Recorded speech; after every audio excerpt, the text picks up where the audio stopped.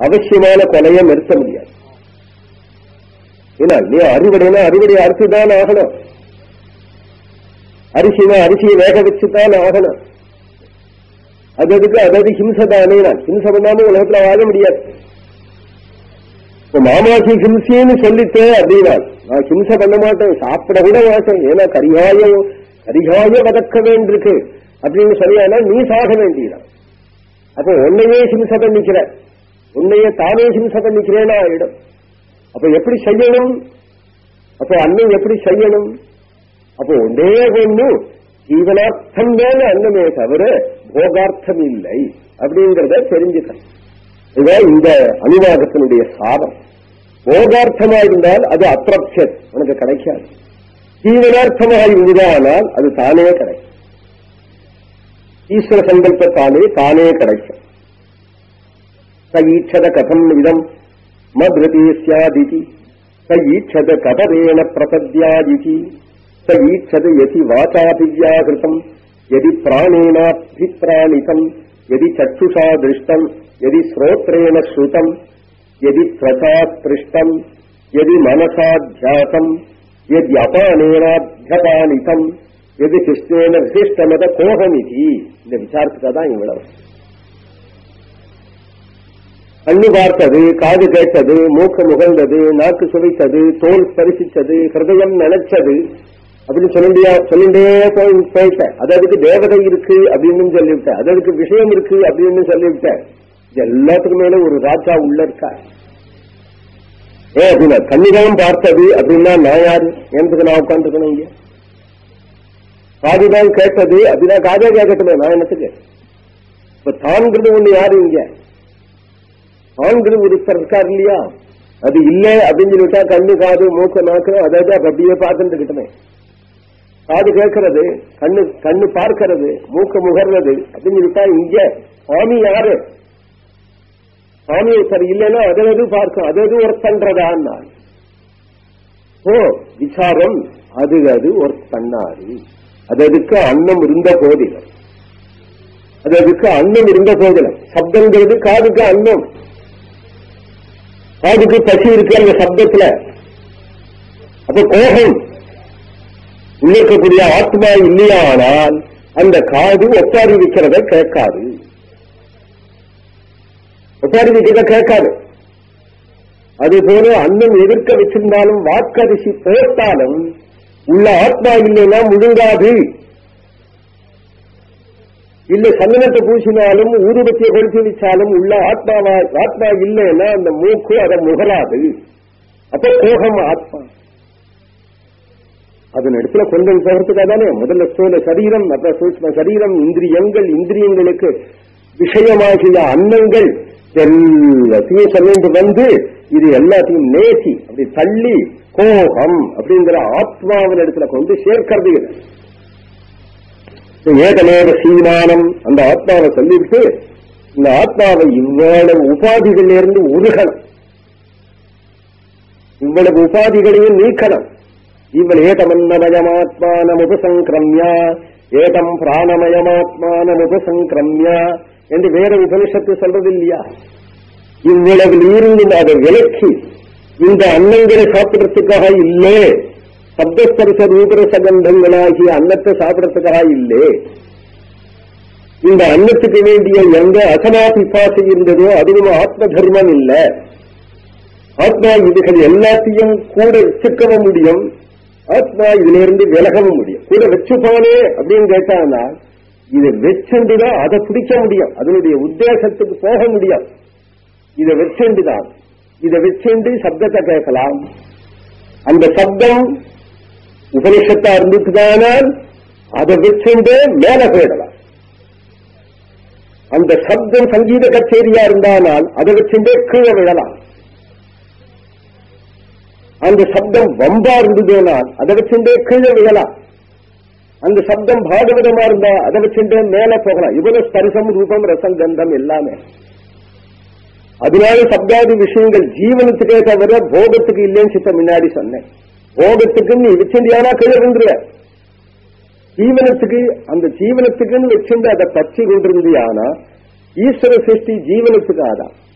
அந்த ஜீவனத்துக்காக ஈஸ்வர சிருஷ்டி, ஈஸ்வரன் அந்த ஆத்மா அந்த ஜீவனத்துக்கு உபயோகப்படுத்திண்டு போகத்துக்காக உபயோகப்படுத்திக்காம அதை ஜாக்கிரதையாக இருந்து இந்த அசனாபிபாசா அப்படிங்கிறத தாண்டிவிட்டானா அவன் அவன் யாருன்னா முமுட்சு.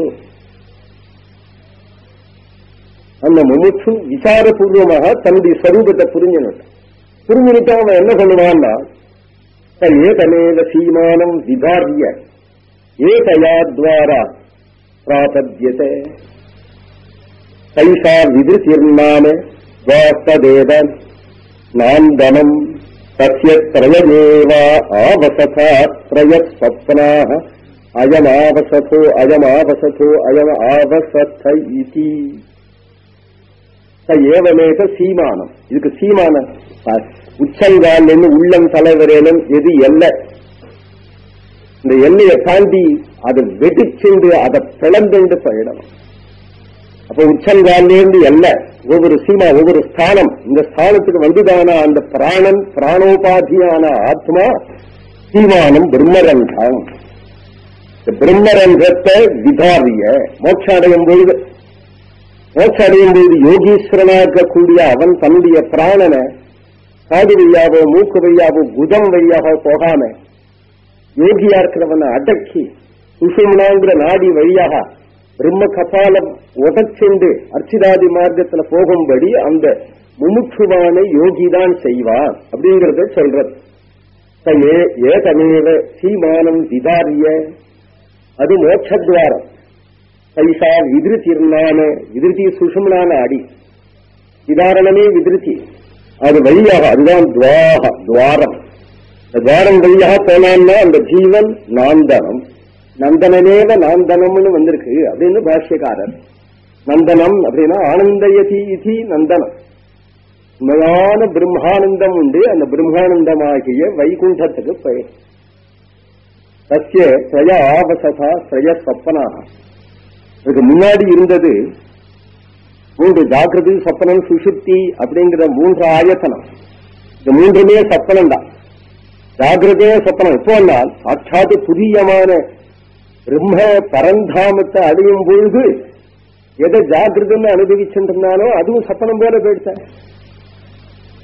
சுஷுப்தின்னு எதை அனுபவிச்சுருந்தானோ அதுவும் சொப்பனம் போல போயிடுச்ச. சொப்பனமும் சொப்பனம் போல போயிட்டதுனாலே சொப்பனாகா. அந்த சொப்பனத்துக்கு ஆயத்தனம் ஆவசத்தம்னா சொப்பனத்துக்கு இடம் என்ன அப்படின்னு கேட்டால் ஜாகிரத்துக்கு நேத்திரம் இடம், சொப்பனத்துக்கு கண்டம் இடம், சுசுப்திக்கு ஹிருதயம் இடம். அதனால 3 ஆவசத்தம் இங்க சொல்லப்பட்டது.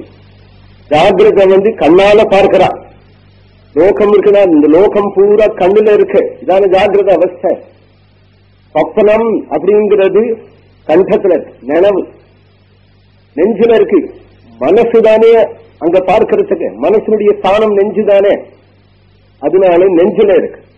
சுசுப்திங்கிறது கம்மனு ஆத்மா ஹதயத்துல இருக்கிறதுனால ஹிருதய அயம் ஆத்மா ஹதயம். ரித்தி அயம்ங்கிறதுனால்தான் ஹிருதயம்னு ஆச்சு.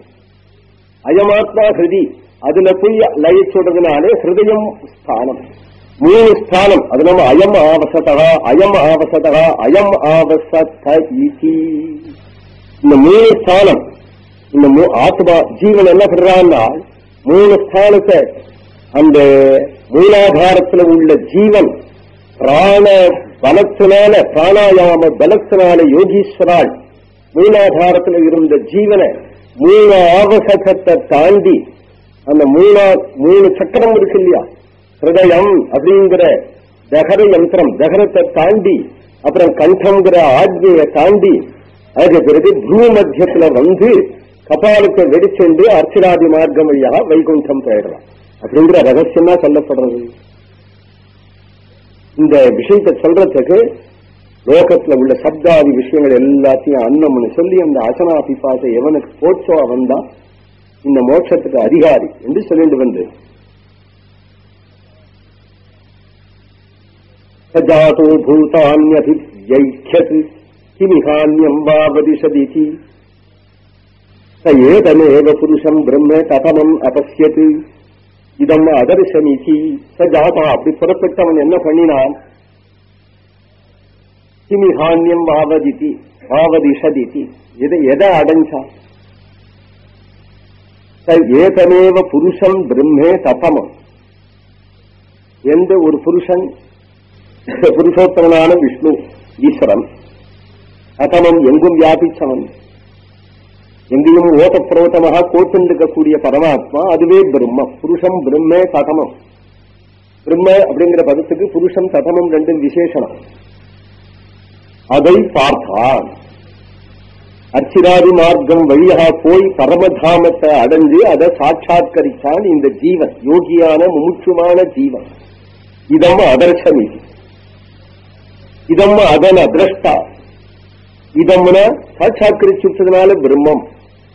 இதம் திரஷ்டா இதம் திரஷ்டா இதம் திரஷ்டா இதம் திரஷ்டா இதம் திரஷ்டான்னு சொல்லிட்டே வந்தா இதந்திரஹா அப்படின்னு ஆயிடும்.